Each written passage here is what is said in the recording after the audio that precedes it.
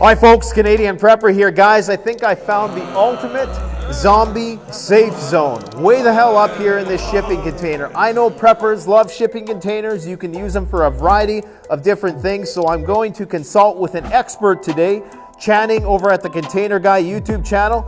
Let's go check it out. First, I gotta find a way down.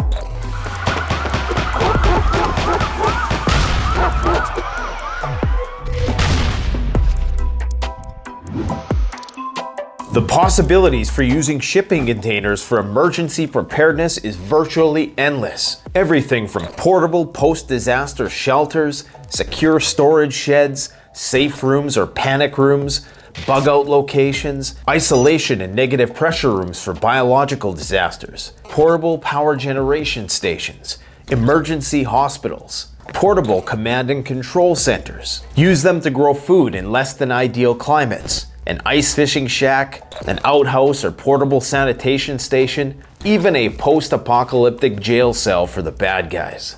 Make a chicken coop, even a root cellar, but you only do that with a specially reinforced container. Possibilities are virtually endless.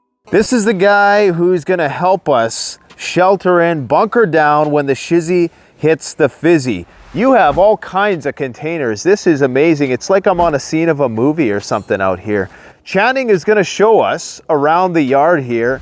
The reason why I wanted to have you on is because preppers and shipping containers go hand in hand. This guy modifies those containers to practically do anything that a prepper could want. So Channing, tell us a bit about what you do here and a little bit about yourself. Well, I am Channing McCorson and I am the Container Guy. So I've been modifying shipping containers for 15 years now, and I've learned a lot of things along the way. And so when I first started out, right out of university, I started a business. We went on Dragon's Den, and that is the Canadian equivalent to the Shark Tank.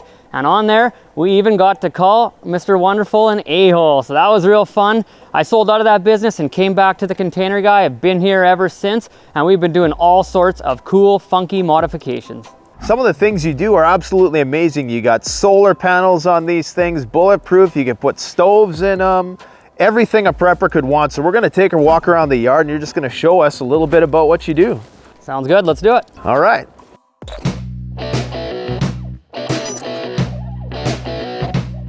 Oh yeah.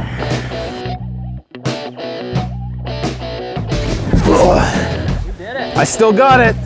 All right, so we just climbed up here. I still got it, 40 years old. All right, but what I realized when we came up here is how bouncy this was, and it would be a death trap to bury this and put a bunch of weight of earth on top of it. Am I correct? You are absolutely correct. So I think this is actually the one thing that surprises people the most about shipping containers is it's just one sheet of steel up here. It's just 2 millimeters thick of corrugated metal, and so when you put a bunch of earth on here, it will collapse. So all the strength of a shipping container is around the perimeter? No, just the four corners. Just the four corners. On ships, that's the only place they touch. So if you look at the containers behind us, there's an inch gap between each can, and so they just transfer that load in the four corners, and they're very strong there. They can handle 7 containers on top of it, fully loaded with like 55,000 pounds in each of them. Since making this video, Channing has been working on ways to reinforce shipping containers to be used for the purpose of storm shelters and root cellars. Be sure to subscribe to his channel for more information. Careful, don't get pooped on. Pigeons everywhere. The most stressful part of modifying a container for someone that's doing it themselves is the windows and the doors. And so here we have the Container Modification World windows and doors, and these are a weldless system. So all you need is an angle grinder and a rivet gun and a drill, and you can install these. And so they're very user-friendly. No welding required. Absolutely zero welding, and so that you don't need to be a skilled tradesman to do these. It's quite simple. Perfect. So here's one that we're working on right now. Cool. Tell me a bit about what's going on here. So if you're looking to not kill yourself pre-apocalypse and you're worried about your health, when you're framing, frame with steel studs. Don't use wood studs because they're porous, they can mold, and mold will eventually lead to health concerns. So spray foam steel studs, that's the way to go. I will not send a container out with wood studs and fiberglass bat insulation because it's just a liability. And this steel a framing, does this reinforce the structure a little bit? It will a little bit, but actually way more than the steel framing is the spray foam. So even just in regular homes, it's like 3 times as structural once the spray foam's applied. Another big thing that people don't know about shipping containers is when they're not insulated, they condensate. So you'll actually see there's such thing as container rain, where it'll drip water at every lower corrugation on your cardboard boxes or everything. So once you spray foam it, you don't get that condensation, and now all of your stuff is safe. I would say in a new container, if you did this, 100 years plus. Yeah, and the cool thing about this is that you can pack this thing up and you can move it to anywhere you want. You put this thing on a flat bed and you can put it anywhere you want, in the middle of the jungle, wherever. So these things, just as is, are so structural and they're so durable. You can skid them off things, you can drag them around, so they can get into places where other structures, especially wooden structures, could not.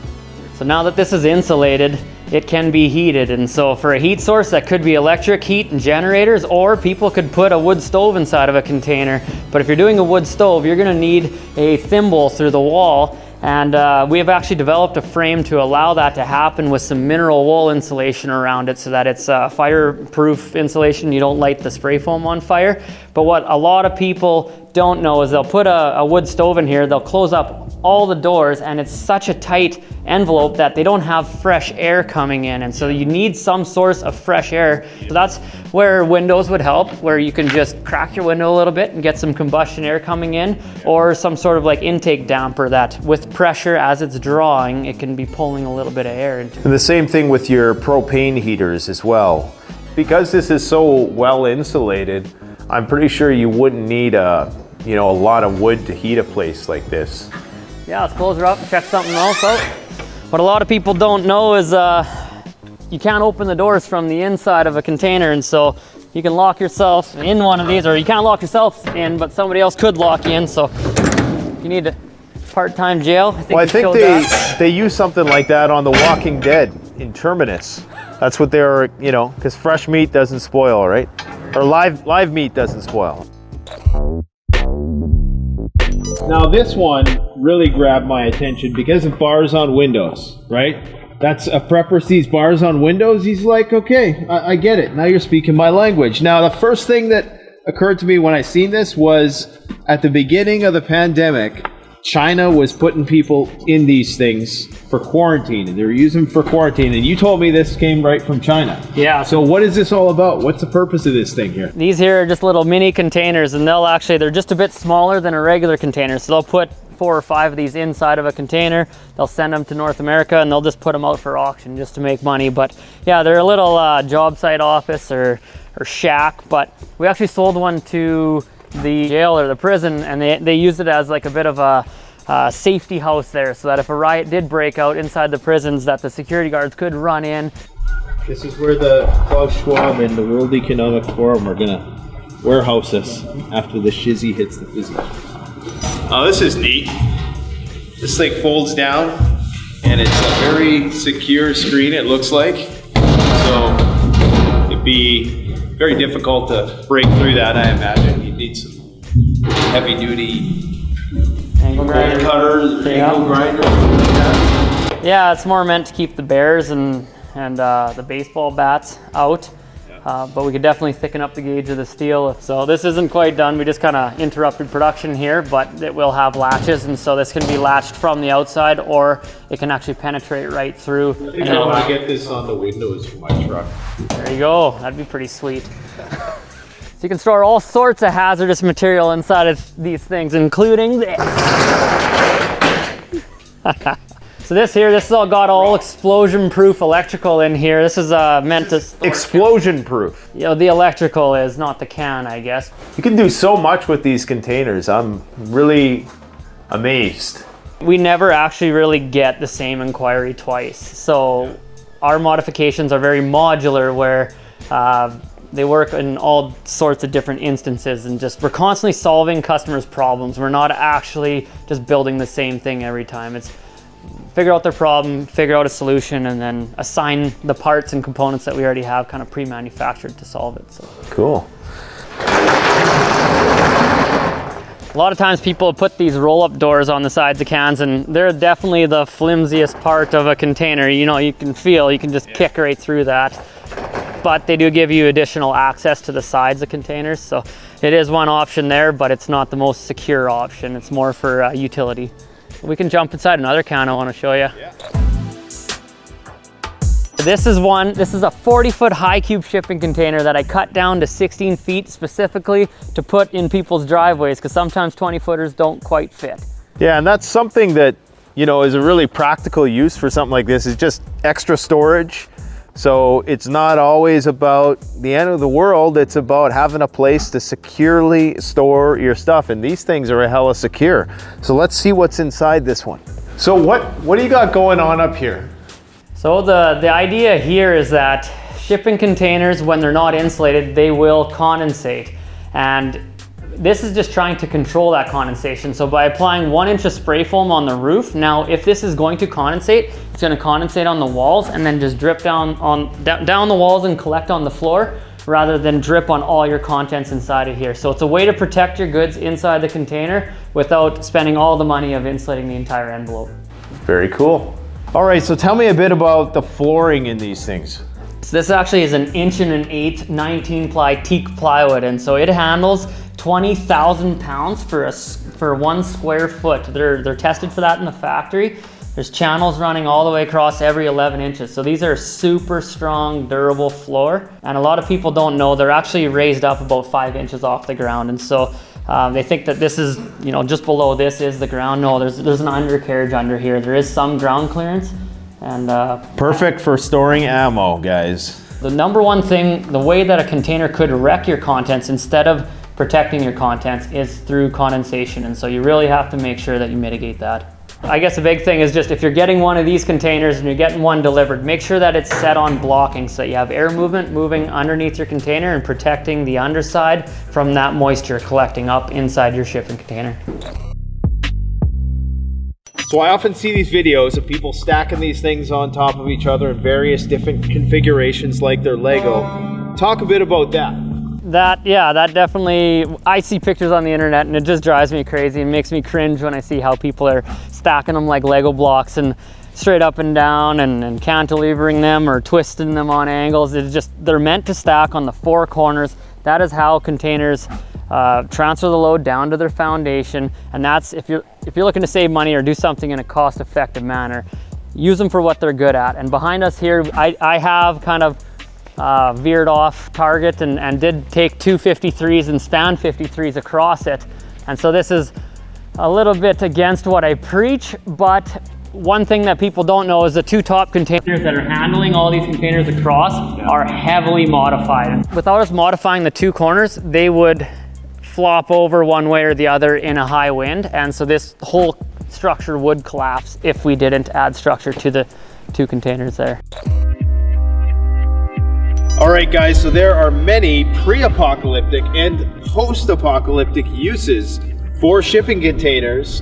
Tell us a bit about what we got behind us here.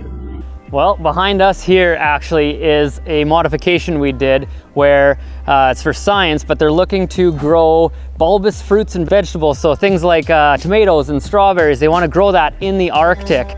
And so this here is 2 20-foot high cube shipping containers bolted together, so these can actually transport separately way up into the Arctic and then be bolted back together as one unit. One's going to be growing the vegetables and then the other one is the mechanical unit for this thing. That's pretty cool. Is this for Elon Musk? No. For Mars or anything like that? No? This is for just northern Canada. There's many reasons, I guess, why a person would want something like this in particular. Obviously, it's a very durable structure. Can you tell us a bit about some of the qualities of a shipping container that might make it ideal for preppers?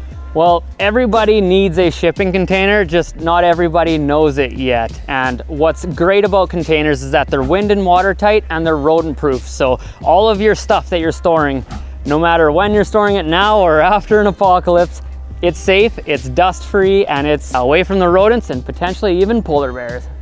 Go check her out. Come on in. Wow, so very cool.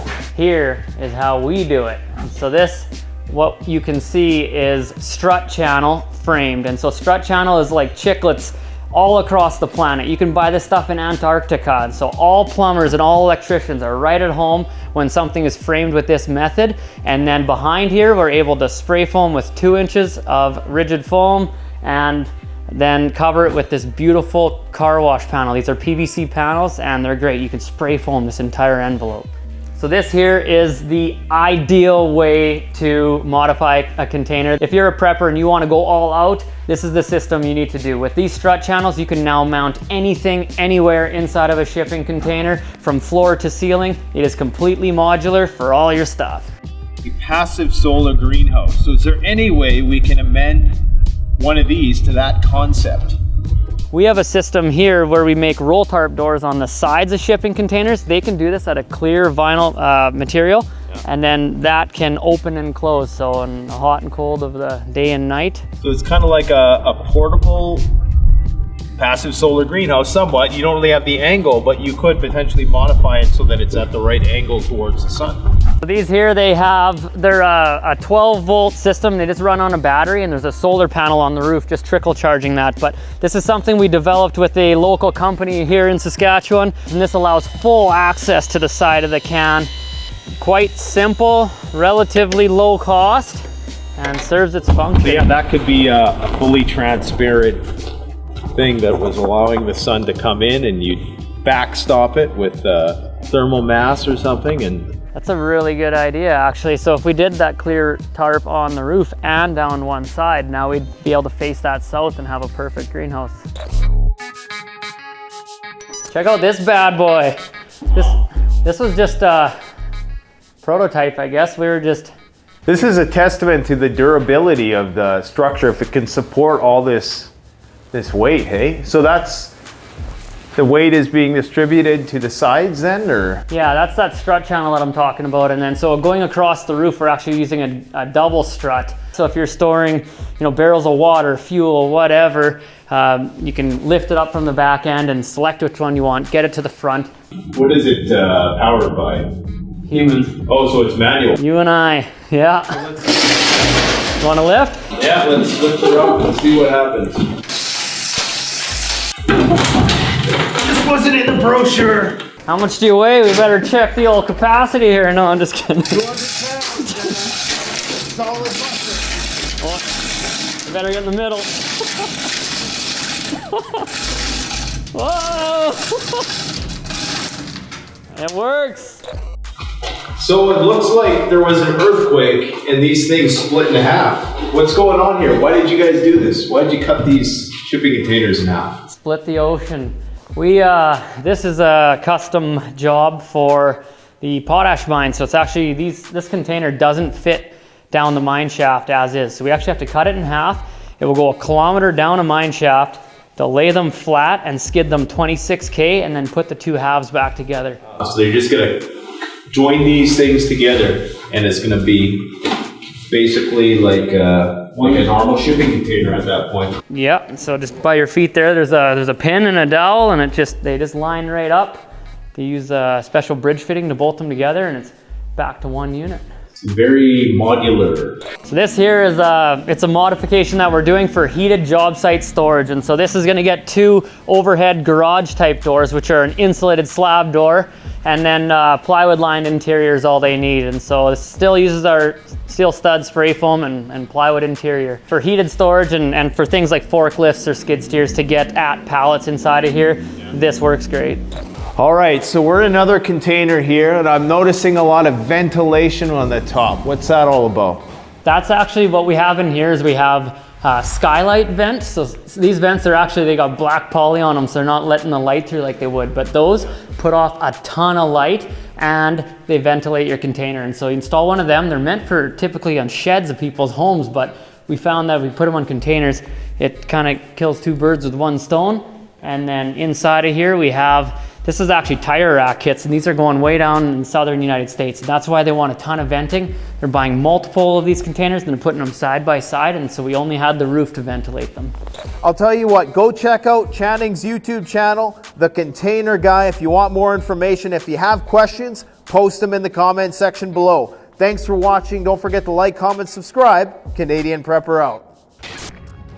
The best way to support this channel is to support yourself by gearing up at CanadianPreparedness.com, where you'll find high-quality survival gear at the best prices, no junk, and no gimmicks. Use discount code PREPPINGGEAR for 10% off. Don't forget, the strong survive, but the prepared thrive. Stay safe.